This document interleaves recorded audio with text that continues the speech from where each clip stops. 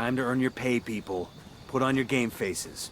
I tell you, I'm not too comfortable working with Pakatari and these rebels. Their kind of ideology always ends up with more bodies in the ground. What's your feeling on this op, Nomad? End of the day, this is a revenge mission. We need to focus and get this done quick before we get stuck between local politics and the firestorm of cartel bullets. First objective, track down that Santa Blanca lieutenant so we can find Amaru. Ooh,